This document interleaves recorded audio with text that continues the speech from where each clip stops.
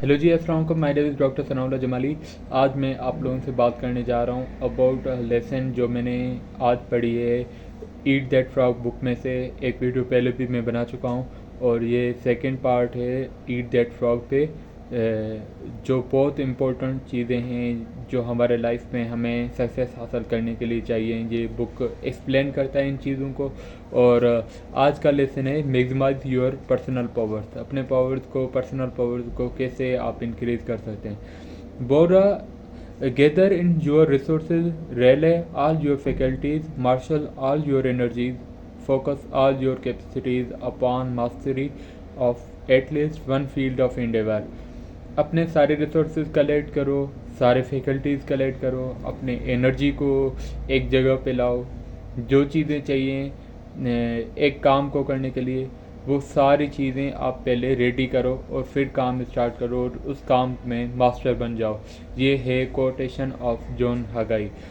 The raw material of personal performance and productivity is contained in your physical, mental, and emotional energies. Your body is like a machine that uses food, water, and rest to generate energy that you then use to accomplish important tasks in your life and work. When you are fully rested, for example, you can get 2 times, 3 times, and 5 times as much done as when you are tired or burned out. बहुत important एक lesson है। बोल रहा कि हमारा जिस्म जो है वो एक मशीन की तरह है। जैसे पानी चाहिए, जैसे फूड चाहिए, जैसे रेस्ट चाहिए काम करने के लिए। जब आप थके हुए होते हो और जब आप आपका रेस्ट कंप्लीट होता है तो आप 3 से 4 गुना ज़्यादा अच्छे से, ज़्यादा इनर्जेटिकली, ज़्यादा काम कर लेते हो कम टाइम के अंदर। If you are taking sufficient food, water and you are well rested. One of the most important requirements for being happy and productive is for you to guard and nurture your energy levels all time. खुशी के लिए, खुश होने के लिए, अपनी life को खुशी से जीने के लिए आपको जो चाहिए होता है वो मेन इम्पॉर्टेंट है कि आप अपने एनर्जी को कैसे यूज़ करते हैं और एनर्जी कैसे हासिल करते हैं और एनर्जी कैसे बचा के रखते हैं। Overworking can mean underproducing. The fact is that your productivity began to decline after 8 or 9 hours of work. For this reason, working long hours into the night, although it sometimes becomes necessary, means that you are usually producing less and less in more time. The more tired you become, the worse quality of your work will be, and the more mistakes you will make. At certain point, you can reach the wall and simply be unable to continue like a battery that is run down. बोल रहा कि over working जो है कभी कभी under producing होता है, कभी कभी नहीं, मोस्टली अंडर प्रोड्यूसिंग होता है। जब ज़्यादा हम काम करते हैं, हमारा जिस्म जो है 8-9 घंटे के बाद काम करना बंद कर देता है। हम वो प्रोडक्ट जो है वो प्रोड्यूस नहीं कर पाते, वो चीज़, वो टारगेट हासिल नहीं कर पाते जो हमें यूजुअली हासिल करना चाहिए जितने टाइम के अंदर। क्योंकि हमारी जिस्म भी एक बैटरी की तरह है। आपने उसे 8-9 घंटे यूज़ किया तो वो बैटरी ख़त्म हो गई। अब वो आपको सेम टारगेट नहीं दे सकता, सेम प्रोडक्टिविटी नहीं दे सकता। जितना आप ज़्यादा काम करोगे, जितना आप ज़्यादा थकोगे, उतनी आपकी क्वालिटी ऑफ वर्क अफेक्ट होगी। ठीक है, जब हम थक जाते हैं तो हमसे सही से काम नहीं होते और हम ज़्यादा गलतियां करने की चांसेस रखते हैं। तो इससे एक और चीज़ हमें सीखने को मिलती है कि लाइफ के अंदर आप ओवर वर्किंग नहीं करें। एनर्जी, फूड और रेस्ट जो है ये तीनों चीज़ मेंटेन करें। जब आप एनर्जी के साथ काम करेंगे तो कम टाइम के अंदर आप बहुत सारी चीज़ें कर सकते हैं। इसके लिए बहुत सारे रूल्स हैं। 25 मिनट रूल है, परेटो प्रिंसिपल है कि 80/20 रूल है। तो बहुत सारे रूल हैं, वो भी हम आने वाले वीडियोस के अंदर डिस्कस करेंगे। लेकिन ये सारे रूल एक ही चीज़ बताते हैं कि कम टाइम के अंदर आप कैसे ज़्यादा चीज़ें कर सकते हैं।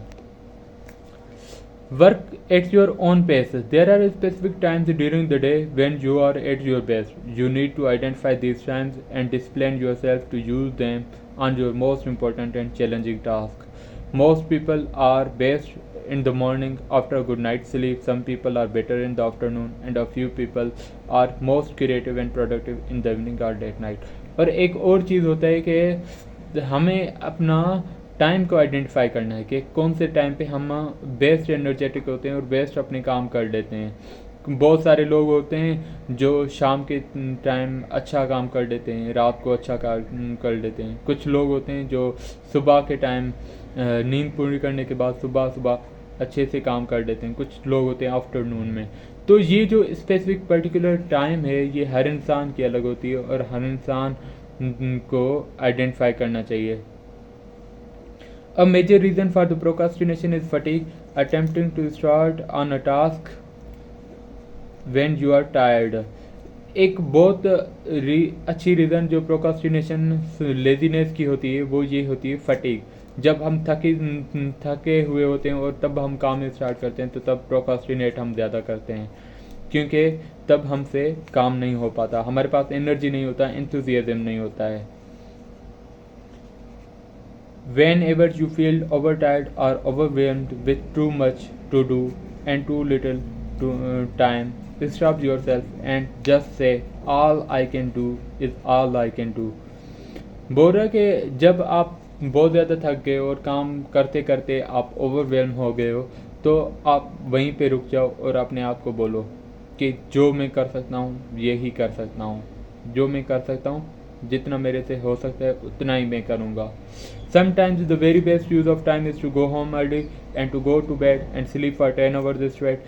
This can completely recharge you and enable you to get 2 or 3 times as much work done as the following day and of a far higher quality than if you had continued working long into the night. वो रखे कभी कभी हमारे लिए, हमारे जिस्म के लिए बेस्ट होता है कि हम जाके स्ट्रेट 10 घंटे सो जाएं, क्योंकि वो हमारी पूरी बॉडी को रिचार्ज कर देगी, पूरी रिकवर कर देगी और फिर हम उससे दुगना काम कर सकते हैं कम टाइम के अंदर ही, क्योंकि हमारे पास एनर्जी होगी, हमारी फोकस होगी, हमारी कंसंट्रेशन मेंटेन होगी।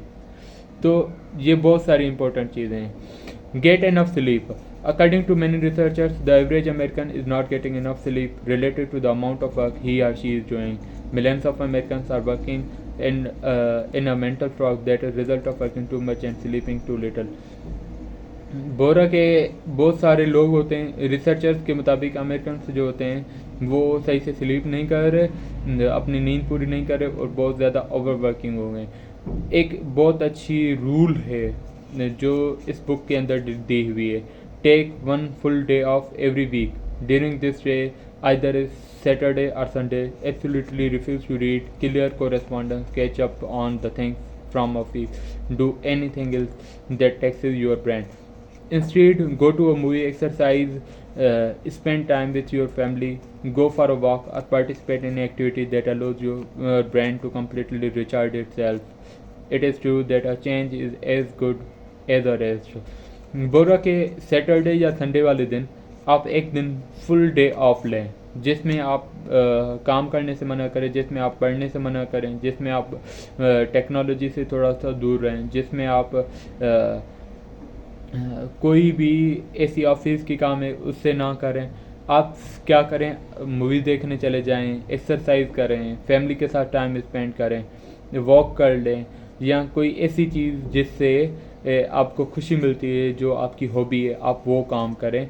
तो ये चीज़ जो है आपको पूरे वीक के लिए रिचार्ज कर देगा, पूरे वीक आपका अच्छा जाएगा। तो this is the one of the most important habit कि आप नींद अपनी पूरी करें, to work more, to work productively, to work effectively.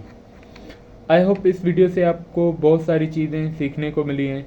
इंशाल्लाह नेक्स्ट वीडियो के अंदर हम और भी चीज़ें सीखेंगे, तो जुड़े रहिए हमारे साथ नेक्स्ट वीडियो के अंदर। Thank you so much.